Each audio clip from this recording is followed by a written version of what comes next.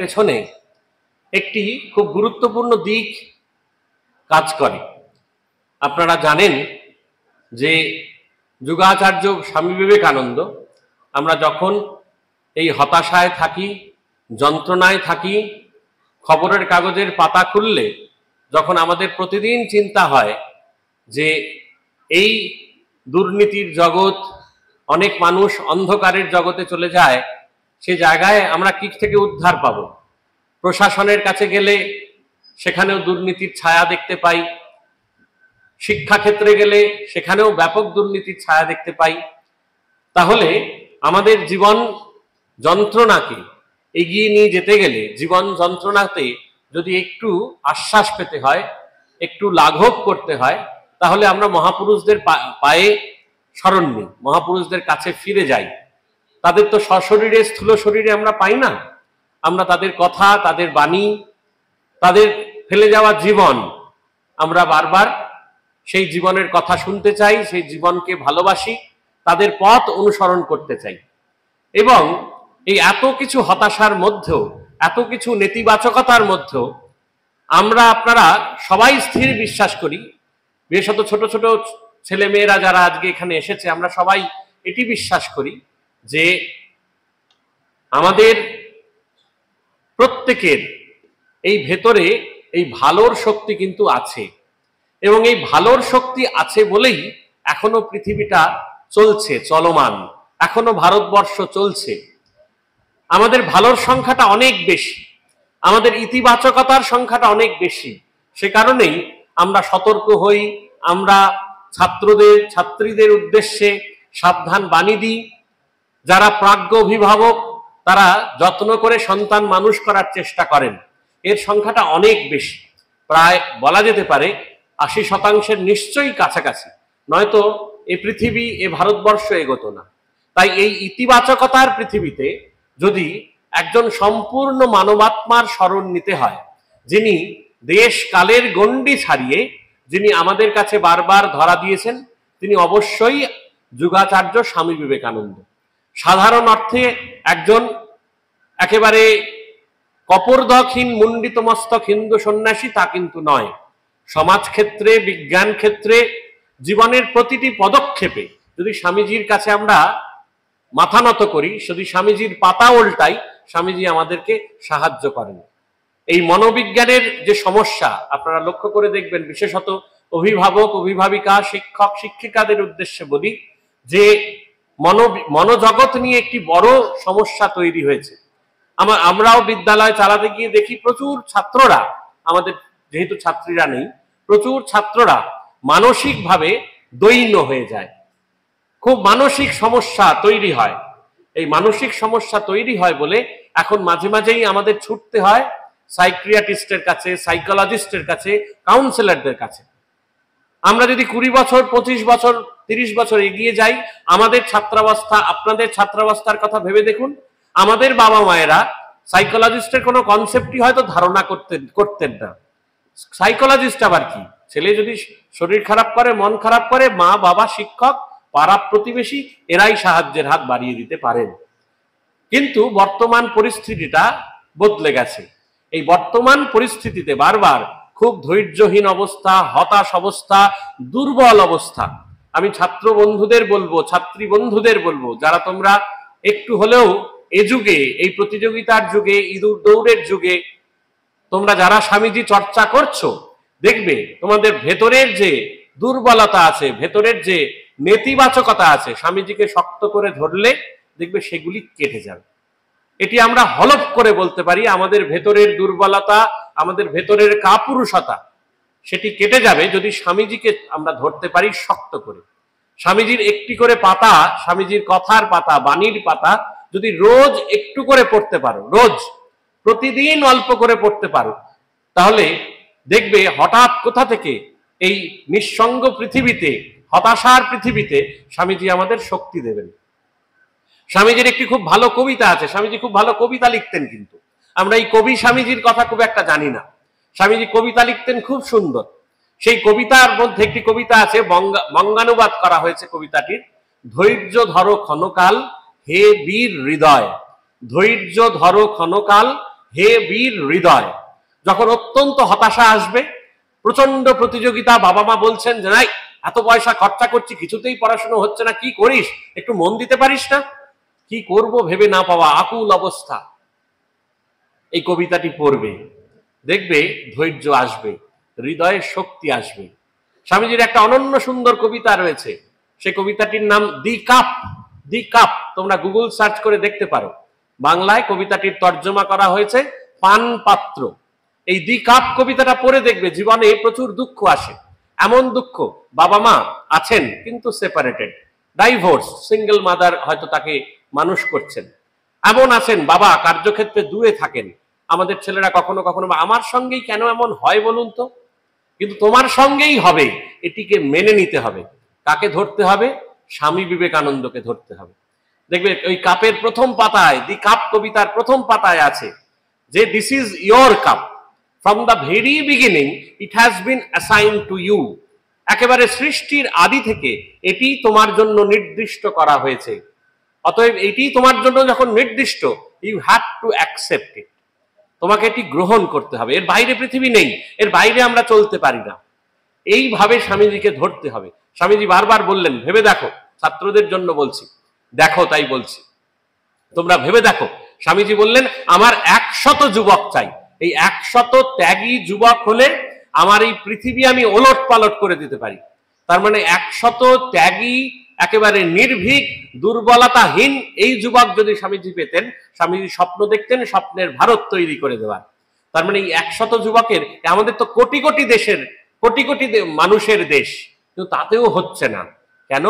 আমরা স্বামীজিকে ঠিক করে ধরতে পারছি না। ফলে আমরা তোমরা বিশেষত বাবা মায়েরা যারা স্বামীজি চর্চায় ছেলে মেয়েকে আপনার নিয়োজিত করাচ্ছেন, আপনাদের কাছে অনুরোধ, স্বামীজির বই, আমরা একগুচ্ছ বই আজকে পুরস্কারের জন্য দিচ্ছি, স্বামীজির বই আপনারা যারা বিবেকানন্দ চর্চায় ছেলে মেয়েকে একেবারে নিয়োজিত করুন এবং চেষ্টা করুন প্রতিদিন আপনারা একেবারে যত্ন সহকারে প্রতিদিন স্বামীজির 2টো করে বাণী, 1টা করে পাতা পড়ানো। যদি পড়ান দেখবেন অফুরান শক্তি আসবে ভেতরে, আর ভেতরের যে মলিনতা, মালিন্য, সেগুলি ঘুচে যাবে, একেবারে মালিন্য ঘুচে যাবে। তোমরা স্বামীজির জীবনের একটি গল্প বলি। স্বামীজি পরবর্তী সময়ে যখন বিশ্বজোড়া তার নাম, স্বামীজি বিদেশ থেকে ফিরে এসেছেন, তখন শরীরটা খুব খারাপ, ক্লান্ত, অসুস্থ স্বামী বিবেকানন্দ। স্বাস্থ্যোদ্ধারের জন্য আমাদের এই কলকাতা অঞ্চলের বা বাঙালি সমাজের আমাদের একটি পুরনো সময়ের জায়গা ছিল মিহিজাম, ঝাড়খণ্ডে। মানুষ রাঁচিতে, ঝাড়খণ্ডের মিহিজামে, দেওঘরে এসব জায়গায় যেতেন স্বাস্থ্যোদ্ধারের জন্য। জল হাওয়া, পাথুরি জায়গা, জল হাওয়া খুব ভালো, জল সেগুলি, সেই জল গ্রহণ করলে কিছুদিন কাটালে মানুষের শরীর মন ভালো হয়ে যায়। স্বামীজি এই স্বাস্থ্যোদ্ধারের জন্য তখন আছেন দেওঘরে, স্বামীজির এক বন্ধুর বাড়িতে। স্বামীজি তখন কিন্তু বিশ্ববিজয়ী, ভারতবর্ষের যে প্রান্তে গেছেন সেই প্রান্তে তিনি নন্দিত হয়েছেন। বিদেশ থেকে শিষ্য শিষ্যারা ভারতবর্ষে এসে গেছেন, প্রচুর তার ফ্যান ফলোয়ার, সাধারণ কথায়। সেই বিশ্ববিজয়ী বিবেকানন্দ দেওঘরের রাস্তায় বিকেলবেলা হাঁটছেন, আর স্বামীজিকে দেখাবেন বলে স্বামীজির যে বন্ধু, সেই বন্ধু কয়েকজন একেবারে শিশু কিশোরদের সাথে নিয়ে গেছেন, যে স্বামীজির সঙ্গে আলাপ করিয়ে দেবেন, যে দেখবে এত বড় এক মানুষ এসেছে, চলো তার সঙ্গে আলাপ করবে। স্বামীজি বিকেলবেলা, এক সন্ধ্যের ঠিক পূর্ব গোধূলি সময় যাকে বলি, সেই সময় পদচারণা করছেন, হাঁটছেন রাস্তার ধারে। হাঁটতে হাঁটতে দেখছেন একটি ছোট্ট বাচ্চা ছেলের, সদ্য কৈশোরে আসা একটি ছেলের জুতোর ফিতেটা খোলা। বিশ্ববিজয়ী বিবেকানন্দ কি করছেন? সেই ছোট্ট কিশোরটার রাস্তার মাঝে একেবারে উবু হয়ে বসে সেই জুতোর ফিতেটা বেঁধে দিচ্ছেন অবলীলায়। এ থেকে কি দেখতে পাই? এই বিশ্ববিজয়ী বিবেকানন্দ একেবারে জুতোর ফিতে বেঁধে দেওয়ার কাজ করছেন। এটি কখন সম্ভব? এই ভেতরের আমিটা যখন চলে যায়। আমরা করতে পারি না, বাবা আমি করব, আমি কেন করব, এটা ছোট কাজ তো, জুতোর ফিতে রাস্তার মাঝে দাঁড়িয়ে আমি বাঁধবো। আমরা ইগোর সমস্যায় ভুগি। এই বিবেকানন্দ, যে বিবেকানন্দ একেবারে অবলীলায় দাঁড়িয়ে বিশ্ববিজয়ী বিবেকানন্দ, দেখবে খুব বড় মানুষ যদি খুবই সাধারণ ব্যবহার করেন, খুবই একেবারে আপন জনের মতো ব্যবহার করেন, আমাদের খুব ভালো লাগে।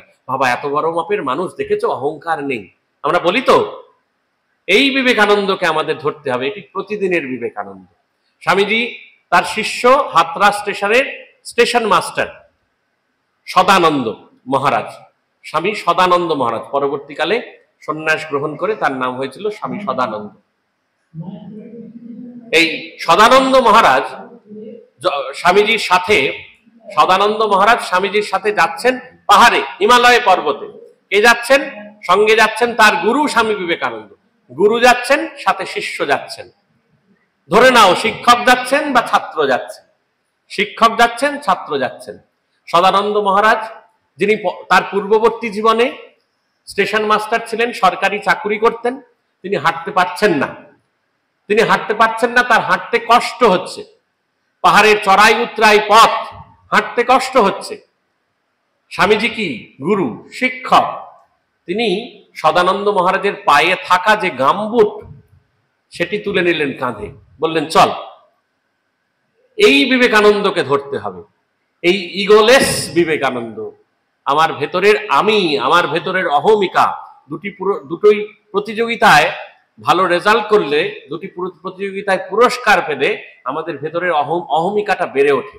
মা বাবা বলেন, ও বাবা আমার ছেলে, আমরা মাঝে মাঝে লক্ষ্য করি আমাদের তো অনেক মাধ্যমিক উচ্চ মাধ্যমিকে র্যাঙ্ক ট্যাঙ্ক আসে, কতিপয় বাবা মায়ের তখন মনে হয় আমার ছেলে কিন্তু ফিফথ হয়েছে। আমার ছেলের ফিফথ হয়েছে সেটি মা বাবার কাছে গর্বের কারণ নিশ্চয়ই, কিন্তু অহংকারের কারণ হতে পারে না। যদি অহংকারের কারণ হয়ে যায়, আমরা আমাদের দেশকে নিয়ে গর্ব করি, অহংকার নয়। এই অহংকার যদি এসে যায়, আমার ভেতরের অহংকার, ছাত্রদের, ছাত্রীদের, বাবার, মায়ের, শিক্ষকের, তাহলে এই অহংকার কিন্তু কোথাও চূর্ণ হয়ে যায়।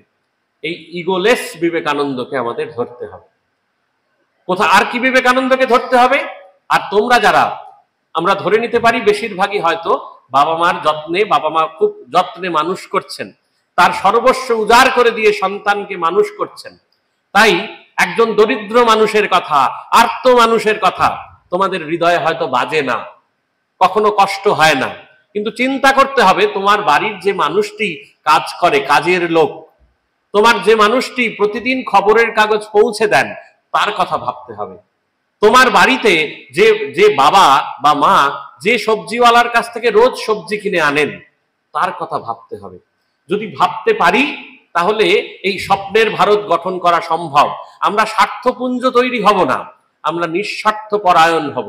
এই নিঃস্বার্থ পরায়ণ হব একদিনে হবে না, করতে করতে, দেখতে দেখতে, যখন আমি দেখবো আমার বাবা অবলীলায় একজন মানুষের দুঃখে, অবলীলায় একজন মানুষের কষ্টে তার পাশে গিয়ে দাঁড়াতে পারেন, তখন আপনার ছেলেটির মনে হবে যে হ্যাঁ, বাবা তো করতেন, তাহলে আমিও করতে পারি। স্বামী বিবেকানন্দ আছেন দার্জিলিংয়ে গেছেন, সেখানেও স্বাস্থ্যোদ্ধারের জন্য গেছেন। শরীরের অবস্থা বেশ খারাপ, দেখছেন দার্জিলিং এর পাহাড়ির পথ, ভুটিয়া, একজন ভুটিয়া মা, একজন মহিলা, ভুটিয়া মহিলা, যারা সোয়েটার টোয়েটার বিক্রি করেন। দেখবে এখনো কলকাতার এই অঞ্চলে বেশ কিছু জায়গায় ভুটিয়ারা এই সোয়েটার বিক্রি করেন। সেই মায়েরা, পাহাড়ি মায়েরা খুব পরিশ্রমী হন, পাহাড় থেকে জল আনেন, কাপড় বিক্রি করেন, সব করেন মায়েরাই। মূলত মাতৃ শাসনও চলে সেখানে। এই ভুটিয়া মা পাহাড়ের চড়াই উতরাই পথে চলতে গিয়ে বারবার হোঁচট খাচ্ছেন, পড়ে যাচ্ছেন, আবার চলছেন। স্বামীজি ওই ভুটিয়া মায়ের কষ্ট দেখে অজর ধারায় কাঁদছেন, অজর ধারায় কেঁদে ফেলছেন। তাহলে আমাদের আমরা হয়তো কাঁদতে পারবো না, তোমরা হয়তো কাঁদতে পারবে না, আপনারা হয়তো কাঁদতে পারবেন না, কিন্তু অনুভব তো করতে পারবো। এই অনুভূতিপ্রবণ মন চাই, এই অনুভূতিপ্রবণ মন চাই। যে অনুভূতিপ্রবণ মন যদি থাকে, তাহলে আমরা পাশের ফ্ল্যাটে যদি অসুবিধে হয়, তাহলে পাশের ফ্ল্যাটের মানুষটাকে সাহায্য করব। আমার পাশের বাড়িতে যদি সত্যি বৃদ্ধ কেউ থাকেন, তার ছেলে হয়তো ঘটনাচক্রে বিদেশে থাকেন, তাকে গিয়ে আমি হেল্প করব, সাহায্য করব। যদি কোনো অন্ধ মানুষ রাস্তা পার হয়ে যায়, তাহলে তাকে গিয়ে সাহায্য করব। আমার কাছে, আমি কিছুদিন আগে আমাদের নরেন্দ্রপুর কলেজে ছিলাম, আমাদের নরেন্দ্রপুর কলেজের ছেলেরা আমাকে বলেছিল, মহারাজ আমরা তো টাকা পয়সা কিছু ইনকাম করি না, আমরা কি করে করব, আমাদের হাতে টাকা নেই, আমাদের কি সম্ভব? হ্যাঁ, ঠিক কথা। তবে চেষ্টা করে দেখো, প্রতিদিনের জীবনে করা সম্ভব। আমাদের রোজকার প্রেয়ার হয়, সকালের প্রেয়ার হয়, সন্ধ্যের প্রেয়ার হয়। সকালের প্রেয়ারের পর দেখছি কয়েকটি ছেলে দাঁড়িয়ে আছে। আমাদের একটি ঘরে সাধারণত 4 জন বা 5 জন ছাত্র থাকে, তার বেশি থাকে না। দাঁড়িয়ে থেকে ওরা বলছে যে মহারাজ একটা কথা আছে। হ্যাঁ বল, কি বলবি? না আসলে মহারাজ, একটি ছেলে আমাদের ঘরের রুমমেট এসেছে মহারাজ, ওর না তোষকটা নেই। ওর তোষক, বিছানায় শুতে গেলে তো তার জন্য আমরা একটা ম্যাট্রেস ব্যবহার করি, তোষকটা নেই। মানে একটা ছেঁড়া কাঁথা মতো আছে, তার উপরে চাদর দিয়ে শোয়ে। তোমার একটা তোষক যদি ব্যবস্থা করা যায়। আমি খুব আনন্দ পেয়েছিলাম। কেন? একজন কলেজে পড়া সদ্য ফার্স্ট ইয়ারে আসা ছাত্র, যার কাছে টাকা পয়সা নেই, টাকা পয়সা মানে বাবা মাকে বলতে হয়, কিন্তু আমার ঘরে আমরা প্রত্যেকে ওই নরম বিছানায় শুচ্ছি, কিন্তু আমারই বন্ধুটি, যারা একসঙ্গে দিনাতিপাত করি, দিন যাপন করি, সেই ছাত্রটি রাত্রে শুতে পারছে না, কষ্ট হচ্ছে, কাঠের বিছানায় ঘুমোচ্ছে। এই অনুভূতি প্রবণ মন, আমার খুব আনন্দ হয়েছিল যে এইটুকু আমার দরকার। ছাত্রাবস্থায় যদি একটু অনুভূতি প্রবণ মন থাকে, তাহলে দেখবে ভবিষ্যতের জীবনে যতই প্রতিকূলতা আসুক, এই অনুভূতি প্রবণ মনটা মরে যাবে না। তোমার কাজের লোক, তোমার বাড়ির লোক, তোমার পাড়ার লোক কোনো কোনো জায়গায় নিশ্চয়ই তোমার দ্বারা উপকৃত হবে। গ্রামাঞ্চলে চলে গেলে দেখবেন, বাবা মায়েদের বলছি, যে কখনো কখনো বলেন, জোরে বাবা উনি, ও মাস্টার, ও তো মানুষ নয়, ও তো দেবতা, বলে মানুষ হাত জড়ো করে নমস্কার করেন। তো মানুষ কি করে দেবতা হয়ে ওঠেন? এই নিজের ভালো গুণে দেবতা হয়ে ওঠেন। এই নিজের ভালো গুণে যদি দেবতা হতে হয় বা দেবতা হয়ে উঠতে হয়, তাহলে এই স্বামী বিবেকানন্দকে ধরতে হবে। এই স্বামী বিবেকানন্দকে যদি ধরতে পারি, শুধু বক্তৃতা প্রতিযোগিতায় মুখস্থ করার জন্য, প্রাইজ পাওয়ার জন্য আমরা স্বামীজিকে ধরবো না। নিজের প্রতিদিনের দিন যাপনের জন্য স্বামী বিবেকানন্দকে ধরব। যে স্বামী বিবেকানন্দ জীবনটাই আলোকমণ্ডিত, বারবার আমাদের এই আলোকমণ্ডিত পথে এগিয়ে দেবেন। আর মানুষই দেবতা হয়ে উঠতে পারে যদি ভেতরের ভালো বোধগুলোকে জাগাতে পারে। আমি ছাত্রদের বলি, একটা ঘরে একটা কলম পড়ে আছে, দামি কলম, 5,000 টাকার বেশি দাম। কলমটার কোনো দাবিদার নেই, অন্ধকার ঘর, কোনো মানুষ নেই। আমরা কি করি? আমার মন বলে কলমটা নিয়ে নি, বাবা এত দামি, কোনোদিন দেখিনি, বাবা তো কিনে দেবে না। কলমটা পকেটে ঢুকিয়ে নেওয়ার চেষ্টা করি। ওই ঘরে দাঁড়িয়ে আমারই মন বলে ওঠে, না না না, এটা ঠিক হচ্ছে না, এটা একেবারে ঠিক হচ্ছে না, এই কলম আমি নেব না। না বলে নিলে চুরি করা হয়। হয়তো আমাদের এরকম একই জায়গায় দাঁড়িয়ে আমারই মন বলছে কলমটা নিয়ে নি, কি আর হবে, কেউ তো দেখতে পাচ্ছে না। আবার একই জায়গায় দাঁড়িয়ে আমারই মন বলে আমি কলমটা নেব না। কেন নেব না? কারণ না বলে নিলে চুরি করা হয়। তাহলে আমার একই মন একই জায়গায় দাঁড়িয়ে দুটি কথা বলছে, একটি ভালো কথা, একটি খারাপ কথা, একটি শুভবোধ, একটি অশুভবোধ। আমরা যে বোধে সাড়া দেব, আমরা তাতে উদ্বোধিত হব। আমার ছাত্ররা, তোমরা যে বোধে সাড়া দেবে, যদি ভালো বোধে সাড়া দাও তুমি দেবতা হবে, আর যদি অশুভ বোধে সাড়া দাও তাহলে তুমি শয়তান হবে। এর বাইরে পৃথিবী নেই, হয় দেবতা নয় শয়তান। মানুষকে দেবতা হয়ে উঠতে হবে। আমাদের ক্রোমোজোম থাকে 23 জোড়া। যারা 9-10-এ পড়ো, তাদের বায়োলজি সাবজেক্টে পড়ানো হয়, তাই তো? তার উপর ডিটারমিন করে আমার চরিত্র, আমার চারিত্রিক বৈশিষ্ট্য। এই 23 জোড়া ক্রোমোজোম ঠিক এরকম, কোনোটা প্রকট ভাবে থাকে, কোনোটা প্রচ্ছন্ন ভাবে থাকে। যেটাকে আমরা নারিশ করতে পারবো, প্রযত্নে যে ভাবনাকে লালন করতে পারবো, ভালো ভাবনা, খারাপ ভাবনা, যে ভাবনাকে লালন করব, আমরা সেই ভাবনায় ভাবিত হয়ে জীবনটা বইয়ে দিতে পারবো। ভালো ভাবনায় যদি প্রযত্ন করে যদি জীবনটা ভালো বোধে উদ্বোধিত করি, তাহলে মানুষই দেবতা হয়ে উঠতে পারবে। তার জন্য মন্দির মসজিদে গির্জায় গিয়ে দেবতা খুঁজতে হবে না। এই আমার ভেতরেই যে ঘুমন্ত দেবতা আছে, তিনি জাগ্রত হয়ে উঠবেন। আমরা মন্দির মসজিদে গিয়ে শুধুমাত্র কিছু রিচুয়াল করি মাত্র, কিছু প্রতীকী কিছু কাজকর্ম করি মাত্র। স্বামীজি সেই মানুষ যিনি চিঠিতে লিখছেন তার গুরু ভাইকে যে ফেলে দাও তোমার ওই ঘন্টা গঙ্গার জলে, যদি ওই বুভুক্ষ মানুষগুলোর মুখে অন্ন তুলে দিতে না পারো, তাহলে তোমার এই ধর্মকর্ম সব ফাঁকি। স্বামীজি সেই হিন্দু সন্ন্যাসী যিনি একেবারে দৃঢ় কণ্ঠে এই বাণী দিতে পারতেন, যিনি বলতেন ওইসব রিচুয়াল দরকার নেই, দরিদ্র মানুষের মধ্যে দেবতা খোঁজো, ওই দেবতাই তোমার আরাধ্য। অতএব আমরা প্রত্যেকে আরাধ্য হয়ে উঠতে পারি, নিজেই নিজের আরাধ্য হয়ে উঠতে পারি যদি ভেতরের ভালো বোধটাকে জাগাতে পারি। তাই আজকের এই জেসি দে মেমোরিয়াল যে ইলোকিউশন কম্পিটিশন, এই কম্পিটিশনের অবশ্যই একটি বৃহৎ উদ্দেশ্য আছে, যাতে ছাত্রছাত্রী যারা ভবিষ্যৎ প্রজন্মের নাগরিক, যারা ভবিষ্যৎ প্রজন্মের দেশের কর্তা, বিভিন্ন প্রতিষ্ঠানের মাথা, যারা বিভিন্ন প্রতিষ্ঠান চালাবেন, তাদের ভেতরে এই স্বামীজির ভাবনা জাগরুক হোক। আর আমরা অভিনন্দন জানাবো সেই সমস্ত বাবা মায়েদের বা শিক্ষক শিক্ষিকাদের যারা আমাদের আহ্বানে সাড়া দিয়ে এই বিবেকানন্দ চর্চায় খানিকটা হলেও নিজের ছেলে মেয়েকে বা নিজের ছাত্রছাত্রীকে আপনারা নিয়োজিত করতে পেরেছেন। পুরস্কার তো থাকবেই, প্রতিযোগিতা থাকবেই, কেউ এগিয়ে যাবে, কেউ পুরস্কৃত হবে, কেউ পুরস্কৃত হবে না, কিন্তু মনে রাখবে রোজ বিবেকানন্দ পড়তে হবে। ভালো লাগবে না, তেতো তেতো কথা, কষ্ট হবে পড়তে। ফেসবুক করলে যে আনন্দ পাও, ইনস্টাগ্রামে ছবি পোস্ট করলে যে আনন্দ পাও, বাবা মায়েরাও পান ছোট ছোট রিল বানালে, স্বামীজি পড়লে সেই আনন্দ আসবে না। কিন্তু স্বামীজি যে আনন্দ দেবেন সে আনন্দ চিরস্থায়ী। রিলের আনন্দ, রিল দেখার আনন্দ 1.5 মিনিট, ফেসবুকের আনন্দ খুব কম, ক্ষণস্থায়ী। কিন্তু স্বামীজির আনন্দ নিত্য, স্বামীজির আনন্দ চিরস্থায়ী।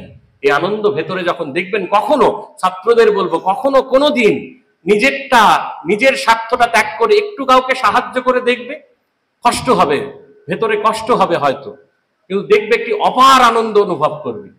এই অপার আনন্দ অনুভব করার জন্য স্বামীজিকে ধরতে হবে।